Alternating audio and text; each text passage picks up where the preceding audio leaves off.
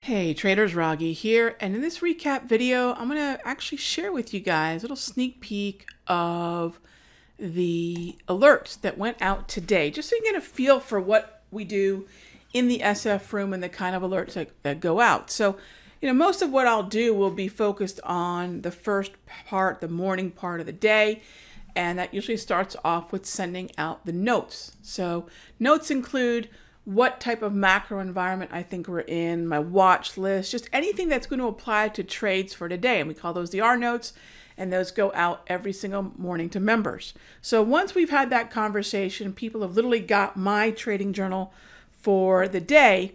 The next thing is we start to focus on what's on our radar, okay? Meaning what is that we're going to have most likely trigger our trades. And I immediately honed in on the 60-minute Dow, S&P, and Nas. I left the Russell on the sidelines because earlier in the morning, when I looked at the 60-minute charts, it was only those three time frames that had uptrends, really good uptrends via the clarity criteria that I use with the grab candles, the 34 EMA wave, and propulsion dots.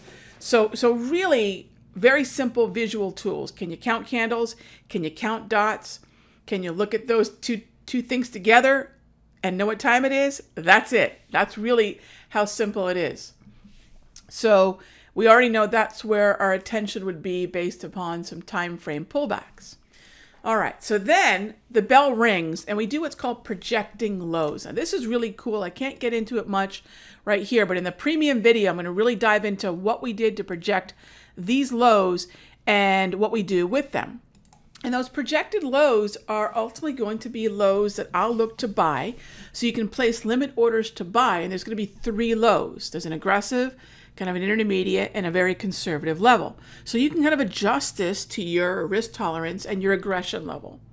And then also understand how your stops are placed. And we'll talk about that in the premium video. But then those alerts go out.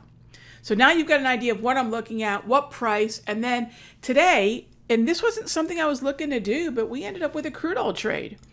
And I said we ended up with, it's not surprising to me to get a Tuesday afternoon, Wednesday API to EIA volatility crude oil play, but today we had a pretty good little play on the 30-minute chart.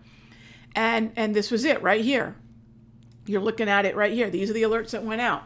This was the buy, the initial target, the optional target, and then minor psychological levels are something we talk about quite a bit in the room. So that was kind of an easy peasy, anywhere from 50 to about 70 plus cents. I'll take that every day, especially in a 30-minute, because that lines up really well with what we call the hourly price movement range. These are things that we use in the room day in and day out. If I were to tell you that I know, not directionally, but from a range, what we could see in almost any market that we trade, can't really think of an exception right now, and you knew that the typical price movement range was going to reflect this 2/3 of the time, do you think you have an edge?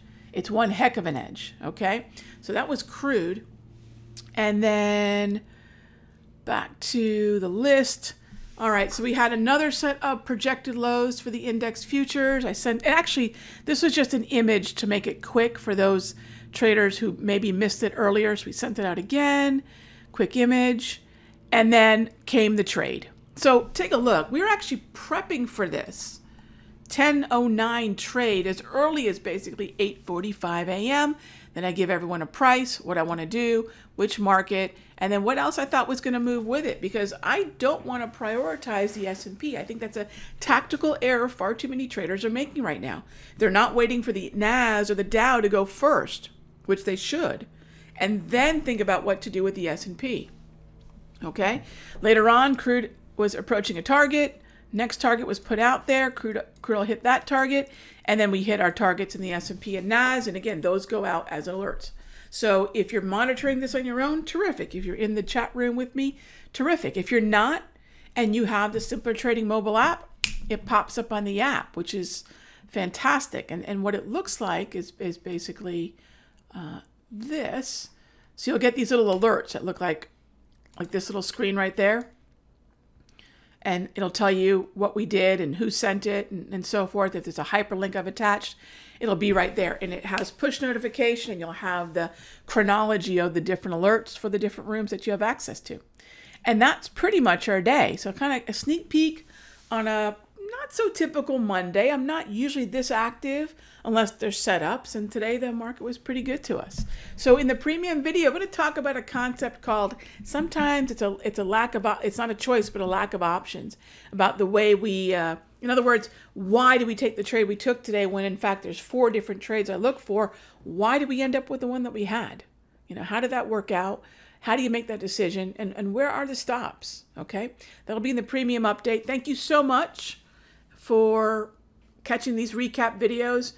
And I hope they really add something to your trading, because I even recommend to the members, especially new members, hey gang, don't skip over the recap, the free video. There's good stuff in there. And, you know, so there's definitely, it's a fluff free zone.